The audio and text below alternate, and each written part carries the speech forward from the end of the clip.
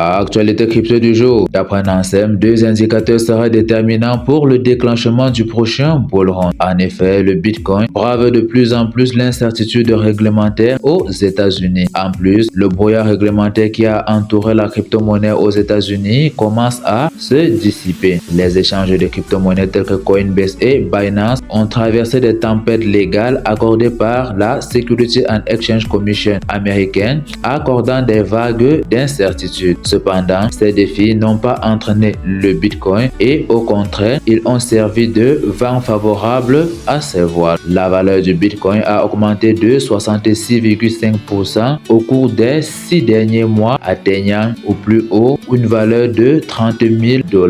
L'éclaircissement de cette incertitude réglementaire ressemble à un phare dans le brouillard de Bitcoin, tant plus qu'il est porté à la demande du géant de la gestion d'actifs BlackRock qui souhaite jeter l'encre dans l'univers des crypto-monnaies avec la création d'un ETF Bitcoin. Cependant, Nansem prédit que la preuve d'une baisse de l'inflation sous-jacente sera un autre facteur déclenchant pour le prochain bull run du Bitcoin. Par ailleurs, dans une tournure des événements surprenants, le cofondateur de Three Arrows Capital, Suzu et Kylie Davis ont refait surface avec un nouveau fonds de capital risque nommé Three Arrows Capital Venture. Cette décision intervient après le dépôt du bilan de Three Arrows Capital en juin 2022 qui a été causé par une série de transactions à effet de levier qui ont mal tourné et l'effondrement de l'écosystème Terra Luna. Le nouveau fonds vise à générer des rendements ajustés au risque supérieur sans recourir à l'effet de levier. De plus, le duo a conclu un partenariat avec Open Exchange, une plateforme d'échange de créances contre des entités cryptographiques en faillite pour investir dans des projets au sein de l'écosystème Open Exchange et contribuer à l'avenir décentralisé de la finance. RAM, quant à lui, une société technologique financière de premier plan spécialisée dans l'infrastructure cryptographique, a récemment annoncé une extension significative de la compatibilité de sa plateforme en ajoutant la prise en charge de 40 nouvelles devises fiduciaires. Cette décision vise à simplifier les transactions transfrontalières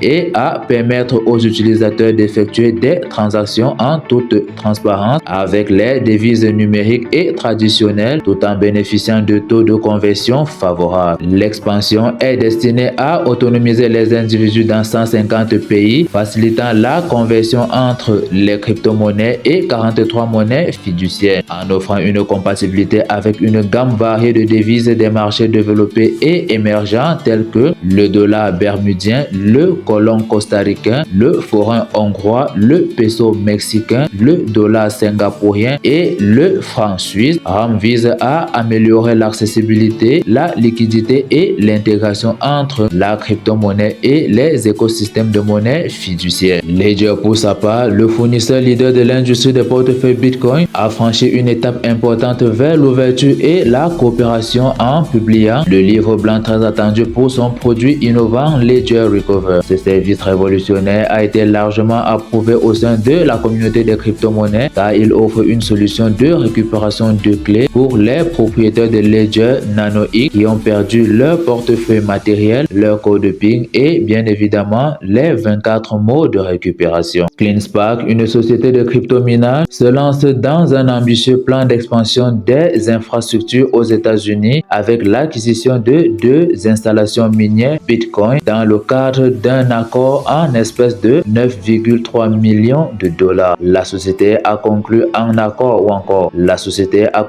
accord définitif pour acheter des campus miniers Bitcoin clés en main situés à Dalton en Georgie. Les efforts d'expansion continue de CleanSpark démontrent une volonté d'ignorer la baisse actuelle de la rentabilité du minage du Bitcoin. La société de paiement basée sur la blockchain Ripple a obtenu l'approbation réglementaire de principe du régulateur financier de Singapour pour proposer des paiements d'actifs numériques et des produits de jetons dans la cité d'État. Ripple a confirmé l'approbation de l'autorité monétaire de Singapour dans un communiqué du 22 juin. L'approbation permettra à sa filiale Ripple Market Asia Pacific d'étendre davantage sa liquidité à la demande. L'ODL aide les clients de Ripple à déplacer le Ripple dans le monde sans que les banques n'interviennent en tant qu'intermédiaires. Le chef de la majorité au Sénat américain, Chuck Schumer, prévoit d'appeler à une législation complète concernant les mesures de sécurité pour l'intelligence artificielle. Schumer a des remarques prévues pour une réunion au Centre d'études stratégiques et internationales de Washington, D.C. le 21 juin, au cours de laquelle il soulignera l'urgence d'une action bipartite du Congrès sur le sujet.